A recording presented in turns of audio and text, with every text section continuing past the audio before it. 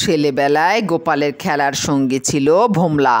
ভোমলার বয়স তখন 12 বছর, গোপালের বয়স তখন 7 বছর। তখনও দুজনের কারুরই হাতে খড়ি হয়নি। দুজনেরই তখন সারাদিন টোটো করে কাটে কাঠফাটা রোদে।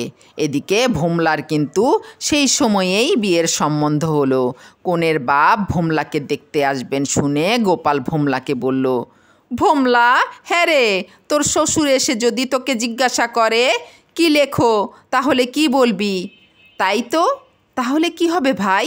ভেবে ভোমলা তো গোপালের মুখের দিকে কেবল ফ্যাল ফ্যাল করে তাকিয়েই রইল, যেন কিছুই বুঝতে পারছে না। গোপাল বলল, চেয়ে আসিস কেন?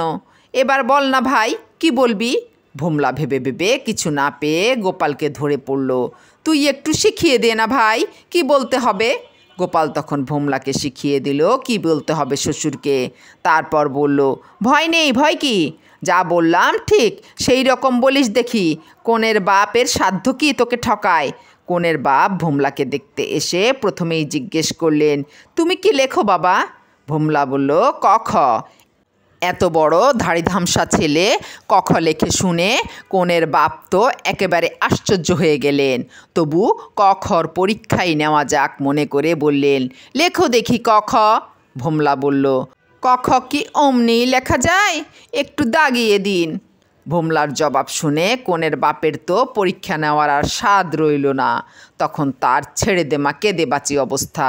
গোপাল ভোমলার পিছনে বসেছিল। কনের বাপকে চুপ করে থাকতে দেখে হাততালি দিয়ে বলে উঠল, দুও দুও বুড়ো মানুষ ক খটাও দাগাতে জানে না। তারপর ভোমলার কানে কানে বলল, দেখলি কেমন জব্দ, শ্বশুর জব্দ কিনা?